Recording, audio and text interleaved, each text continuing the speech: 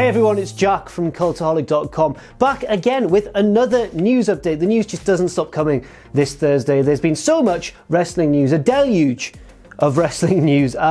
We have two updates concerning the Greatest Royal Rumble, but I should warn you that they contain spoilers, so if you don't want to know, it's not on me. It's not on me. I've warned you. I've given you fair warning. First of all, PW Insider have reported that, well, these are spoilers again, so, be careful, that two potential entrants for the Greatest Royal Rumble have been revealed or leaked. They've noticed, they've heard on the grapevine that two surprising, currently non-WWE contracted superstars are in Saudi Arabia ahead of the Greatest Royal Rumble. The first is Shawn Daivari. It's been a while since we've seen Shawn Daivari on WWE television.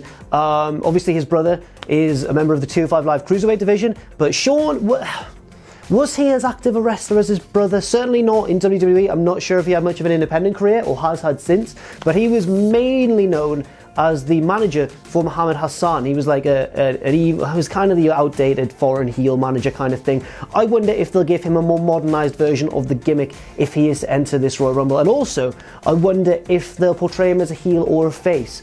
Obviously back then, and it hasn't aged very well, but back then in front of a Western audience, he was kind of portrayed as a heel. I don't know if in the Middle East he'll be a heel or a face, but I think, guaranteed either way, if he is heel or face, it'll be a much more, I guess, politically sensitive, gimmick. I don't think they'll have him do the stuff they used to have him do back in the mid-2000s. The second entrant is a man who's entered Royal Rumbles before, and he is a former WWE Cruiserweight champion, and it's Hornswoggle. Hornswoggle could be back for this Royal Rumble, the greatest of Royal Rumbles. I mean, to be honest, I don't have too much of a problem with this. I think every Royal Rumble needs a mixture of everything. It needs some drama, it needs some surprises, it needs some comedy, and Hornswoggle, for better or worse, has often been used as a comedy figure in professional wrestling.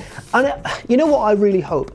I really hope they play up the storyline, because I think Hornswoggle is one of those wrestlers who was never officially eliminated from a Royal Rumble. I think Finlay saved him and carried him to the back, but I don't think he was ever officially eliminated. So if they mention that, and then he's trying to carry on his sort of previous entry from about a decade ago, then I'd quite like that. I think that would be quite cool. No further news yet on other potential surprises in the Rumble, but there's obviously a lot of big names in there, including both Shane McMahon and Kurt Angle, both authority figures from SmackDown and Raw, and obviously Daniel Bryan, Braun Strowman, the big front runners, and just a whole host of people. It truly is. They're throwing everything at this because they've got 50 entrants to get through, and I'd stay tuned as well for any more potential surprises that might come through the pipeline. In other news, but related news because it's still to do with the Greatest Royal Rumble, some images have been leaked on Reddit of the stage setup, and it looks, I think Adam Paci's is editing this, he's gonna flash them up right now, and if you look at it, it looks like a WrestleMania. This set and stage would dwarf many, many WrestleManias in the past. I feel really stupid now for sort of implying that this event was going to be just a big house show, because clearly they've thrown a lot of money at this. I mean, if you look at, I guess the stage setup there is straight out of a WrestleMania. I think this stage may have been, or the designs may have been leaked prior to WrestleMania 34, and everyone just assumed it was for WrestleMania because look at it, it's huge. Another interesting thing is from this second angle, you can see that they're testing the Titantron, and that Randy Orton's entrance appears to be playing, and if you look, that entrance number there, number 22, could they have leaked by accident Randy Orton's entrance number in the Royal Rumble? I should point out, of course, that this doesn't necessarily mean that Orton's going to enter a number 22.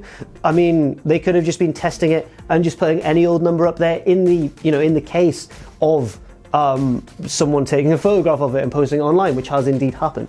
I think that even if this was the original plan, I reckon WWE will have seen this leak and will just change his number anyway, just to avoid being called out on it, being, oh, we knew that was going to happen. I think they'll have gone, right, we'll just move him a few spaces, like forwards or backwards. I'd do the same, and I think that's probably what they're going to do. That's all for now. Thank you very much for watching this news video. I've been Jack from Cultaholic.com. You can follow me on Twitter at JackTheJobber. You can follow all of us at Cultaholic, and you can check out our Patreon as well if you want, patreon.com/Cultaholic. And never, ever forget, of course, to join us.